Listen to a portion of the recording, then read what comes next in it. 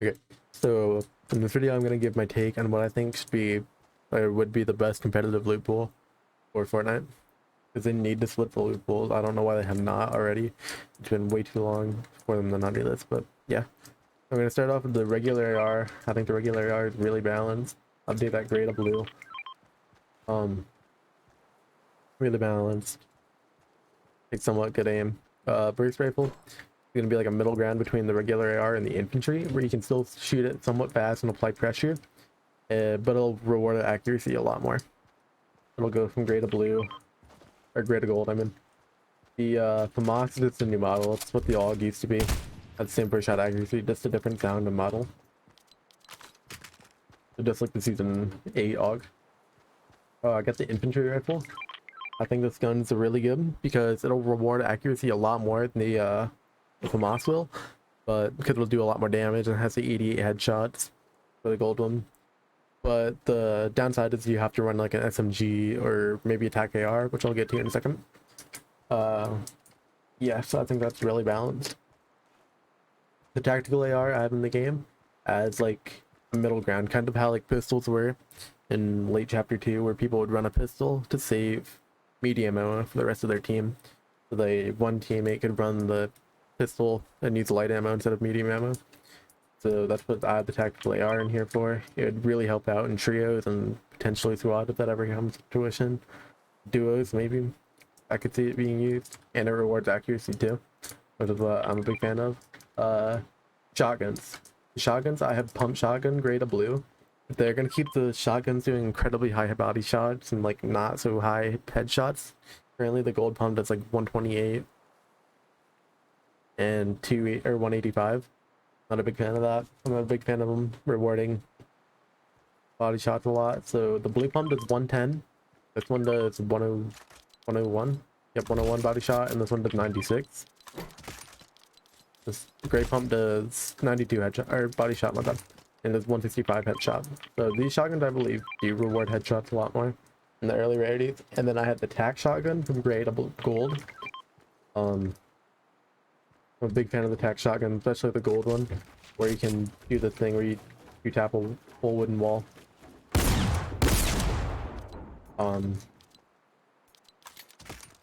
Yeah, pretty balanced shotgun. Now the gold tac is like 145 or whatever, I think. So that's still less than the great pump.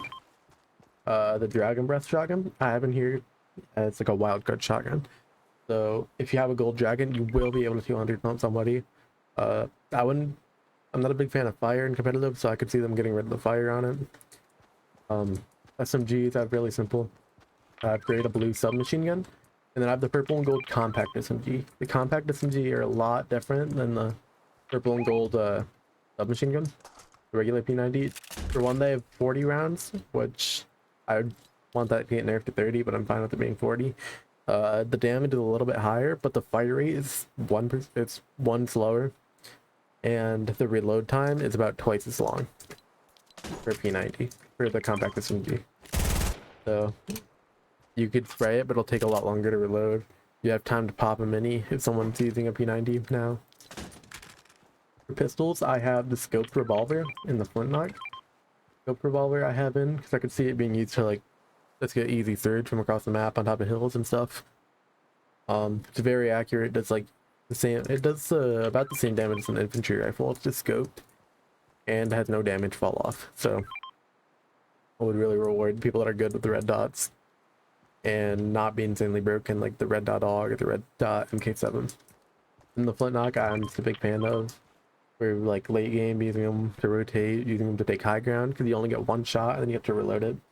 Headshot might be could get nerfed a bit, but I'm still fine with it because it's very inaccurate, so you're not going to hit your headshots very often. Rotation and traps. First thing I'm going to do traps.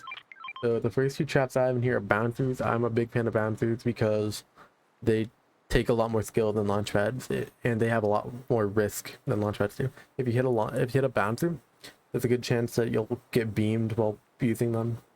And then armored walls I'm a fan of when they drop in stacks of 2, because they'll like help prevent lobby spray, and I think they've been really good and competitive the few seasons they've been. Next I have impulse grenades. Impulse grenades are It's a lot more balanced than shockwave grenades, I think, and they come in stacks of 3. So they'll get you about as far as a shockwave grenade, a single shockwave grenade. They don't break builds, so it wouldn't be as laggy for competitive.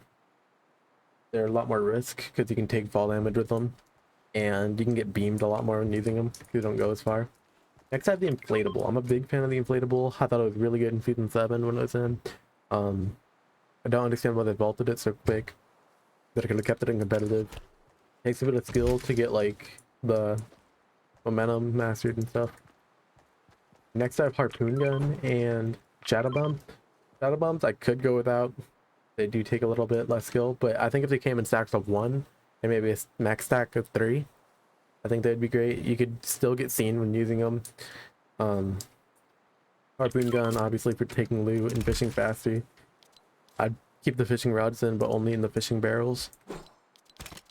And then lastly, I have the shield bubble. Shield bubbles is like a very good item, just like armored walls for when you're getting pressured. They're really good for defense and stuff. I'm just a big fan of shield bubbles. They come in, I think they could come in stacks of 1 or whatever and be really balanced. Next, I have these 4 items. These are your snipers and your rockets. I think they should be in supply drops or rare chests only. That's the only ways you can find them. And the launch pad, I'm also not a big fan of in competitive because it can be used to take height really easily. It pretty much gives you 1 free rotate. But I think if they become in supply drop only, it'll give you a lot more risk in trying to get one. I would buff some vaults if they keep vaults on the map, and then snipers. Only way to 200 somebody in this meta other than the Dragon Breath shotgun. Rockets I could go without too, but I think the rockets would be a lot more fun with counters to them, like shield bubbles and armored walls. Okay, I forgot to mention this when I get to this part, but I would change rockets to have a rocket cap of 3. So you'd get the 1 rocket in your thing, and then you get 2 extra rockets to reload. So then you'd have to be a lot more skillful with your RPGs, and you couldn't just keep spamming them and just keep blowing up builds. Yeah. Next we have the meds. We have Chug Jug, Bandage Bazooka, Shield Pot, Shield Keg, Guzzle Juice, Mini Shield, and Med Kits and Med Mist. I don't think there's really much of a use for bandages if there's Guzzle Juice in the game. I'd much rather have Guzzle Juice and bandages. You can't use them in Storm, and they're just a good way to get from 0 to 100. Max Echo 2, really balanced to me. Med Mist I could maybe go without because of people just sitting in Storm late game. They'll heal you for 10 when you get ticked for 10. Jug Kicks I'm a big fan of. They take time to heal you. You gotta stay in one area. Bandage Bazooka I'm a fan of. They're just a lot better than bandages. Chug Cannon, or Chug Jug I mean. Takes 15 seconds but you get full HP. And then fish, I took a little bit of a different approach. You got your main 3, your Blopper, Shield Fish, and Start Fish. And then you have these 2 fish, the Hot Blopper and the Vendetta Blopper. If you don't know what a Vendetta Blopper does, if you pop it, it'll do like a scan from like 100 meters, I believe, and it'll ping the closest enemy to you than that 100 meters. I could see them having a bit of use late game, maybe not even a lot of use early game. See if there's anyone contesting you. I'd put all of these in the coolers and the I'm talking about like the freezers, like the fish freezers. It'll get your small fry and your floppers and your Start Fish from. And the hot fish, you could just use to rotate a bit better. You could use them in combination with impulse grenades and bouncers. They'll reward fishing teams a bit more.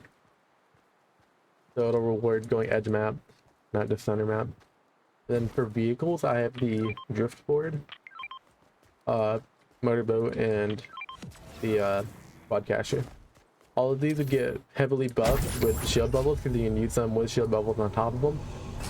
So if you are able to get all of these, you'll get a bit of like a free rotation, but there's still risk in it because you'd have to avoid teams with it because they can just go inside of your shield bubble pretty easily. These quadcasters are fine. I wish they could fly again, maybe. But same thing, you can throw this on it, get up a free rotation. I would put these on like more edge map spots, like log gym lumberyard and stuff. And the motorboats are fine. I've always been a fan of motorboats, so you can just get you and water rotates pretty free. And then especially with this, it's heavily buff water rotating, because you just wouldn't get shot as much when taking a motorboat, because motorboats have a lot of risk, and it would give the shield bubble a lot more use. So this is what I think like a really good, if not perfect, competitive meta would be. There are a few things I'd probably change, like maybe just getting rid of the rocket launcher, maybe just keeping the purple one, but I think they'd be fine, especially with these two items, balancing them out. So yeah, thank you for listening to what I think the perfect competitive meta would be.